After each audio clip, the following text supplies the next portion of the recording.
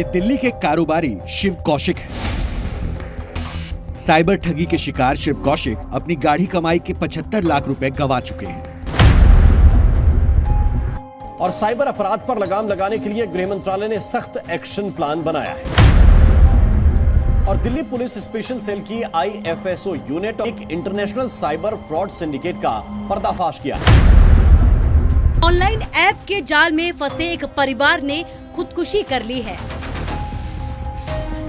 युवक ने पहले अपने 2 छोटे छोटे बच्चों को जहर देकर मार डाला और फिर अपनी पत्नी के साथ फंदा लगाकर जान दे दी।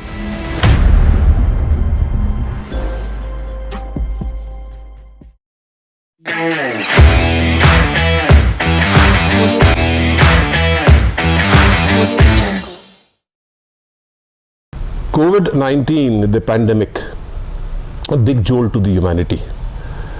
Intense sufferings, pain, illness, and above all, left a path of great destruction. Maybe it will take a lot of effort from all of us to erase those destructive memories. But one feature in that destructive road which it left behind is the cyber fraud. I have with me Mr. Yogesh Chaudhary, who's right now DG Lok Ayukt, Government of Madhya Pradesh, and who has had a massive experience as far as the cyber fraud is concerned, cyber cell is concerned. I'll start the conversation with Mr. Chaudhary, but before that, a very startling feature. I will not correlate with the figures, but you can imagine before the pandemic hit the world, way back in 2019, the cyber fraud in the year 2018 were less than what we reported in the first quarter of the year 2023. Yogesh, a hearty welcome to my show Cook Speaks. So nice you gave us some time. Thank you, Manoj Bhaiya. How do we start? Types of cyber crimes? We'll start with a very simple statement. Yeah. There are only 2 types of people in the world. One who know that they have suffered a cyber crime, and the others who don't know that they have. Basically, every day, every one of us, anyone carrying an electronic device, a computer, a tablet, a mobile, a laptop, okay, any device which uses a smart feature or electronic chip is facing the threat of a cyber crime. Some get successful, some gets unsuccessful, but believe me, all companies, all human beings, anybody carrying it faces it. The extent is like very wide, and as you said, COVID-19 was a tipping point as far as the extent of cyber crime goes. It is estimated that around the cyber crime economy, the amount of money suffered throughout the world because of cyber crime, which was around 6 trillion in 21. My God. It is expected to go more than 10 trillions in 2025. My God. So you can just have a very rough overview of the absolute extreme extent the cyber crime has pervaded all our lives. Chaudhary Saab, if you go, Yogesh, we started with the fundamental as a layman, as I'm taking myself as a layman. And I'll like to thank Mr. Chaudhary for one more thing. One of the reasons I am there in this program is for a very tragic end of a family in Bhopal. A young couple committed suicide after killing their children, lacing their drinks with poison because of these cyber fraud people. The concept which what I was trying to ask you is that we started about 20 years back with the typical African fraud, you know, the lottery fraud. Yeah. The Nigerian fraud. Okay, great. Now we came into phishing, or we came into the ransomware, or the ID chori karke banana. Abhi the latest one is a platform. What exactly are these nature? Can you bifurcate into a couple of them, or segment it into 4 or 5 categories? Yeah. See, Bhaiya, cyber crime basically works on 2 principles. All cyber criminals will address either your greed or your fear. These are the 2 factors which are the prime motive for all cyber Greed and fear. They play on your greed and they play on your fear. And cyber crimes, if you want to segregate broadly into various terms, what we can term it as frauds, then character harassment, sexual exploitation, sexual extortion, cheating, and then maligning somebody's image, bullying somebody. These are the various types. Now, the primary constituent, around 60% of all cyber crimes are frauds. Now, frauds, you have the sextortion ones, in which somebody will put up a video and then try to claim money from you. Then they are the basic frauds are the one like which the couple in Bhopal suffered, or about the loans. About the loans, then there is the app fraud, then there is phishing, then there is jacking, then there is bot attack, then there is the basic. All of these frauds are either somebody will try to bring up a picture that you will get more money, you will earn something and trap you into it, or first they will entice you, like in this case what happened, these are like, you get a message every day in your phone that now you are eligible for a prepaid loan of 1 lakh rupees. So these messages are perforating all the time on your screen. So he landed up with one of the apps. He checked the app, it was from Colombia, and it was an app which related to the TRP work. So since he was out of job for some time and he wanted to substantiate his income, he took that bait, he went in for it. He said, okay, we'll give you the loan and then you can apply for the loan, you will get it immediately, then you can put it back in the company and you will earn profits. And by that you profit, then you will be able to substantiate income. So he went to that. Initially, of course, as promised, there was some gain.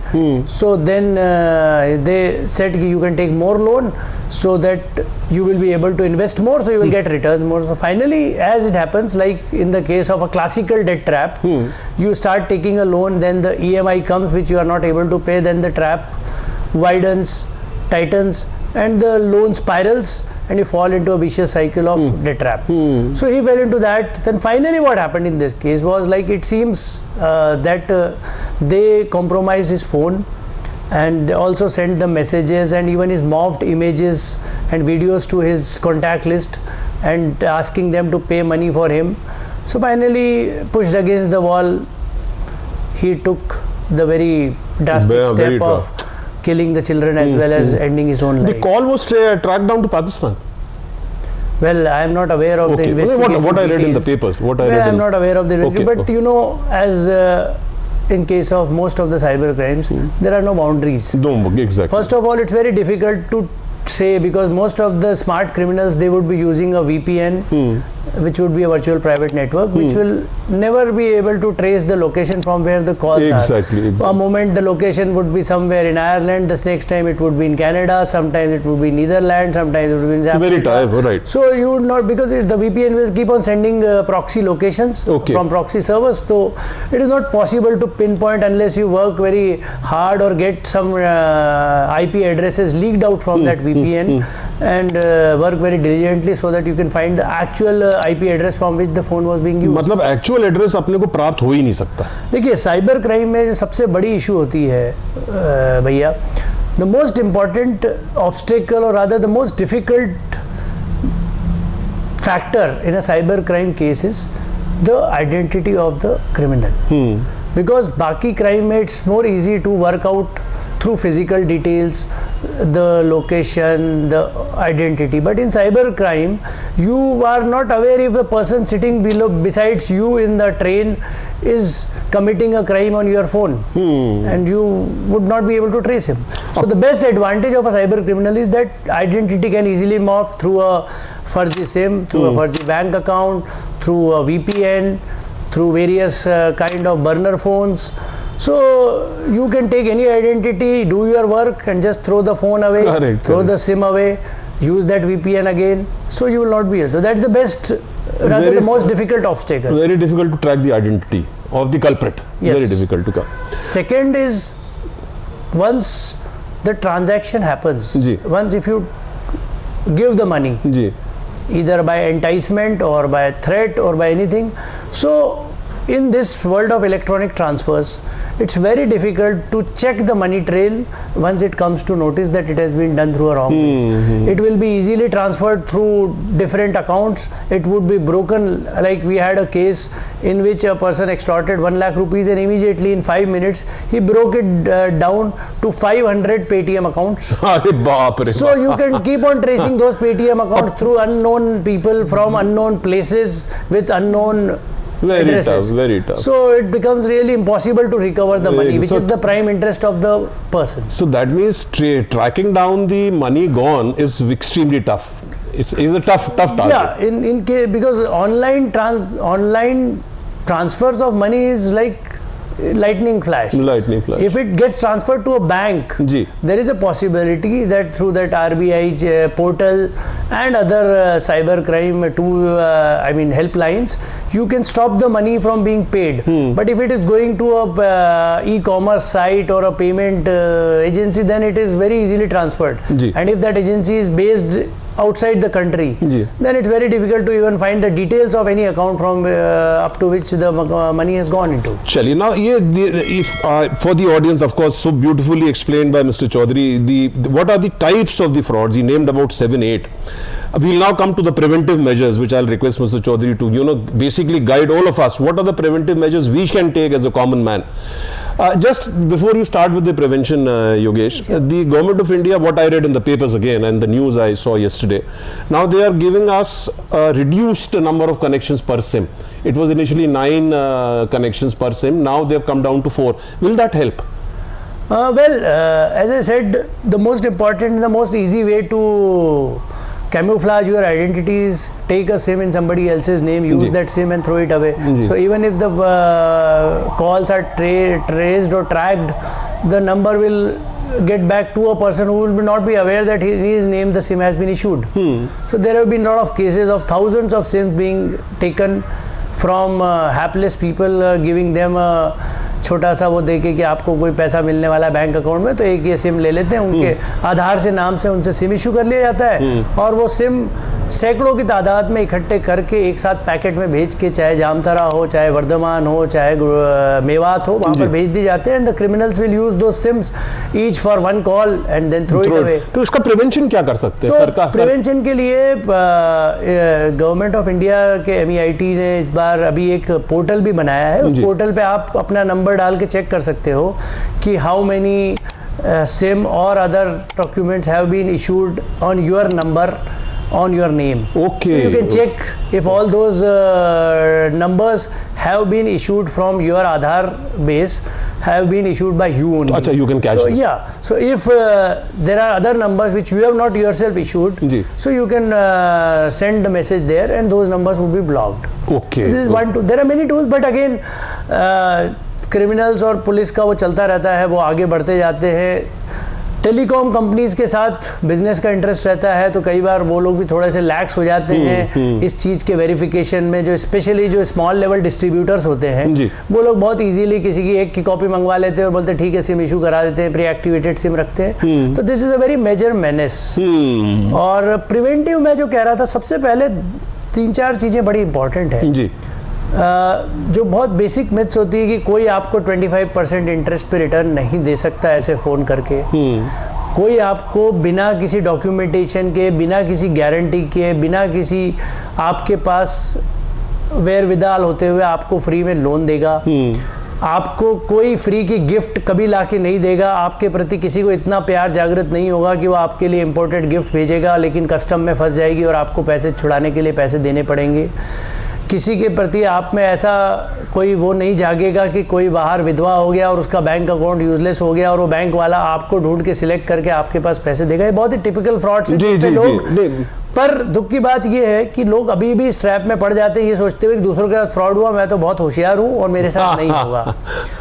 तो और बड़े बड़े पढ़े लिखे लोगों को मैंने, senior government officers को, सीनियर पॉलिटिशियंस को, बड़े इंडस्ट्रियलिस्ट को, बिजनेसमैन को, इन छोटे बहुत ही सिंपल और बहुत ही जो इतना रेड हेरिंग फ्रॉड्स दिख रहे होते हैं, उसके ट्रैप में पड़ते हुए देखा है.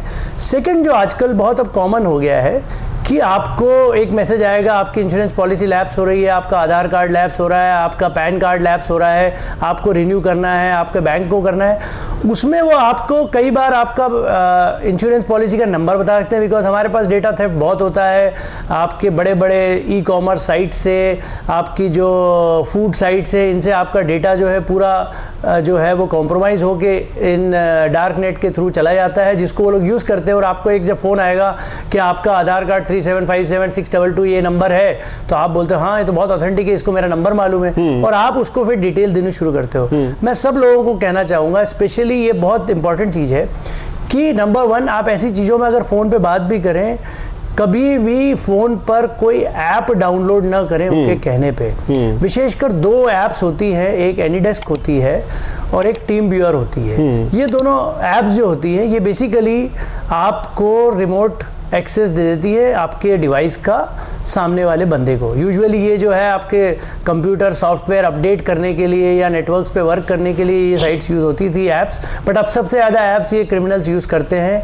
वो आपको अपने वेब पेज के नाम से या आपको बोलते हैं आप ये एनीडेस्क, आप जैसे ही वो ऐप डाउनलोड कर देंगे, आपके फ़ोन का कंट्रोल उनके पास पहुँच जाएगा। तो फिर आपको वो एक साइट भेजेंगे आपके पास, जब भी आप अगर आएगा तो यूज़र नेम ID आएगा, तो आपका यूज़र नेम ID मिल जाएगा, पासवर्ड उनको मिल जाएगा, की लॉगर से आपको की स्ट्रोक्स मिल जाएंगे, और आपका पूरा फ़ोन कॉम्प्रोमाइज़ हो जाएगा। आपकी जो बैंकिंग ऐप्स है उनसे आपके पैसे निकल जाएंगे।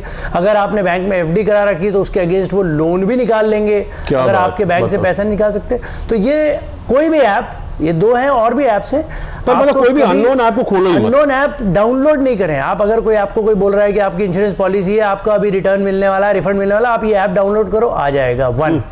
नंबर 2, कई बार वो आपको बहुत पैनिक मोड में कर देगा, और पैनिक मोड में करेगा और आपसे बोलेगा आपको हमने एक लिंक भेजी, आप जल्दी से इस पे एक्सेप्ट कर लीजिए कि आप पेमेंट एक्सेप्ट करेंगे। कभी भी पेमेंट एक्सेप्ट करने के लिए कोई ऐप या कोई आपसे परमिशन नहीं मांगता है। आपको पेमेंट अगर आ रहा है तो उसके लिए कोई परमिशन नहीं मांगता है। परमिशन केवल जब आप पेमेंट करते हैं तो मांगी जाती है। तो लोग पैनिक में जल्दी से, वो कहता है कि मैं आपको भी पेमेंट कर रहा हूं, मैंने जल्दी से ऐप भेजी है, पेटीएम पे आ रहा है, आप जल्दी में उसमें लिखा होता है एक्सेप्ट एक्सेप्ट एक्सेप्ट, आप एक्सेप्ट कर लेते हो और वो आपको 1 रुपया भेज के आपके बैंक से 1 लाख रुपए निकाल लेता है। बहुत बिल्कुल सही। तो one has to be very careful while dealing with finances. आप अपने बैंक अकाउंट्स वगैरह में प्रोटेक्शन रखें, अपने यूज़र ID पासवर्ड्स को कभी भी मोबाइल में सेव ना करें और अपने पास कहीं पे अलग से रखें। दूसरा, आप जब ट्रांजैक्शंस करते हैं तो HTTPS वाली साइट्स जरूर देख लें। There are 2 types of sites, HTTPS and HTTP, जो यूजुअली सिक्योर्ड साइट्स होती है। They are all secured, HTTPS hypertext transfer protocol. तो HTTPS वाली जो साइट ऊपर जब आप आपके ब्राउजर पे देखेंगे, साइट का नाम है https:/google.com। That is genuine site. तो S वाली साइट जितनी भी हैं, they are secured sites, encrypted रहती हैं, तो दे आर मोर चांस कि उनमें कोई प्रॉब्लम नहीं होगा। HTTP वाली साइट्स अक्सर बहुत डाउटफुल होती है। आप उसमें सोच रहे हो कि आपको वो पेटीएम है और उसकी स्पेलिंग PAYTOM है, आपको पता भी नहीं चलेगा। वो सिमिलर दिखने वाली साइट्स जो होती है फिशिंग की, अभी हाल में राजस्थान में एक बच्चों का ग्रुप पकड़ा था जिसमें उनके पास कम से कम 50 बड़े बड़े कंपनीज की एक फिक्स्ड वेबसाइट्स टाइप की बनी थी कि वो आपको फ़ोन करते थे कि आपको जो है पिज़्ज़ा हट का एक फ्रेंचाइजी देना है। उन्होंने कहा हाँ हम ले लेंगे, बोले इतने पैसे देने। वो आपको एक पेज भेजेगा जो पिज़्ज़ा हट होगा, लेकिन उसमें कहीं ना कहीं कोई एक लेटर, एक अपॉस्ट्रॉफी या कोई एक वो होगा, और वो उस पर पैसे भरवा लेते थे और आपको कोई पिज़्ज़ा हट नहीं मिलता था, आपका केवल पैसा चला जाता था। तो we have to be very careful. जब लिंक्स आती हैं, अननोन लिंक्स को कभी भी क्लिक करने के बजाय आप ब्राउजर में डायरेक्ट टाइप करके उस साइट पर जाएं। That's always a better. देखो, that is such a good thing what you type it on the browser and then go to the site. Don't download और open the site, unknown site, specially unknown site. हमारे tennis खेलने वाले एक मित्र को भी Arera club के payment में देखिए जो वेबसाइट हुआ था, उसने एक फर्जी पेज लिंक पे क्लिक कर लिया और पेमेंट कर दिया, जबकि अरेरा क्लब में पेमेंट नहीं गया। बिल्कुल बिल्कुल बिल्कुल।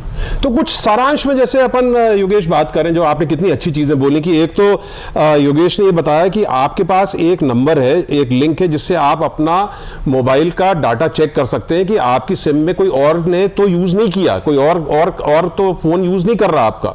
दूसरा, आपके जितने पर्सनल डाटा हैं, आधार कार्ड हो गया, पैन कार्ड हो गया, इसको अननोन व्यक्ति को मत दीजिए, क्योंकि इसी के बेसिस पे आपका दूसरा सिम कार्ड तैयार हो जाता है। तीसरा, योगेश भाई ने इतना अच्छा बताया कि आप किसी भी अननोन ऐप को ना खोलिए।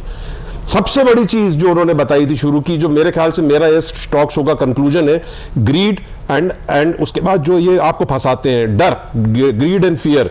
पहले आप लोभ में फंसते हैं, लोभ में मत फंसिए। कोई आपसे इस जीवन में इतनी मोहब्बत नहीं करता कि आपको कोई भी चीज फ्री की देगा। भाई भाई को नहीं देता तो ये अनजान आदमी बैठ के अमेरिका से आपको कैसे कोई फ्री की चीज देगा। कृपया याद रखिए, जैसे योगेश जी ने बताया कि पहले तो ग्रीड रहती है, फिर फियर होता है। तो आपको ये ग्रीड, लोभ में नहीं पड़ना आपको। और यानी कुछ संदेश आप और कुछ देना चाहेंगे योगेश? मेरे ख्याल से जो मैंने कंक्लूजन किया, ठीक किया, greed and fear. There is thing called cyber hygiene. जैसे आप अपने को साफ रखते हैं, अपने आसपास को साफ रखते हैं, वैसे आप अपने फ़ोन, अपने डिवाइसेस, अपने इलेक्ट्रॉनिक डिवाइसेस को क्लीन रखें, इन द सेंस उसमें जंक इकट्ठा ना हो दें, अननोन साइट्स उसमें ना कैप्चर करें, अपने यूज़र नेम आईडी जो है उनको सेफ रखें। बैंक के पासवर्ड स्पेशली थोड़े थोड़े दिन में बदलते रहें, रेगुलर उससे कांटेक्ट में रहें। अपना फिजिकल वेरिफिकेशन, अपना मैसेजेस को ध्यान से दें, अगर ऑफिशियली बैंक से आ रहे हैं तो मैसेज में।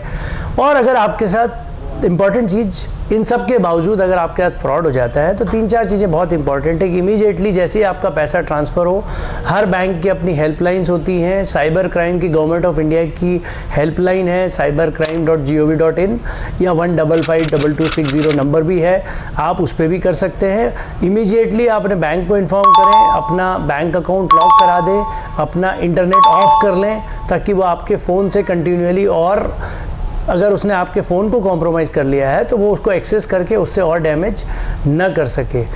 अपना जब फाइनेंशियल ट्रांजैक्शंस करते हैं उनमें बड़ा संभल के और ध्यान रख के एक एक चीज़ चेक करके भेजें। जल्दी करने के चक्कर में ही, कई बार वो जल्दी करवाने के चक्कर में आपको डरा के जल्दी पेमेंट करो नहीं तो लॉस हो जाएगा जल्दी, उसमें आप गलत चीज़ें भेज देते हैं। अपनी प्राइवेट इंफॉर्मेशंस, अपने बैंक डिटेल्स, अपनी वो चीज़ें सोशल मीडिया पर और उस पर बिल्कुल ना भेजें। साथ ही थोड़ा सा अपनी जो पर्सनल इंफॉर्मेशन है उनको भी आपके सोशल मीडिया प्लेटफॉर्म पर भेजने से थोड़ा ध्यान रखें, because they can always be misuse to morph your picture.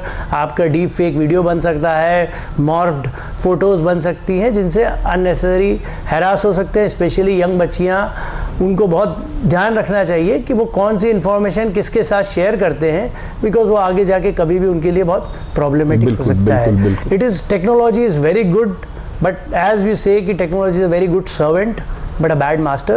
So we should have control over it rather than it having control over us. Bilkul, very well said. So I think very good conclusion that we should have a control over the technology, not the technology having the control over us. मैं और भी गुजारिश करूंगा, योगेश भाई भोपाल में ही है, और आपकी कोई भी क्वेरीज हो, आपकी कोई भी ऐसा सवाल हो जिसमें आप चाहते हैं कि और क्लियरिटी करिए, ज़रूर हमको लिखिए। हमारा यूट्यूब में चैनल है Cook Speaks. I will be more than happy to consult mister Chaudhary and reply back to you any queries which you have.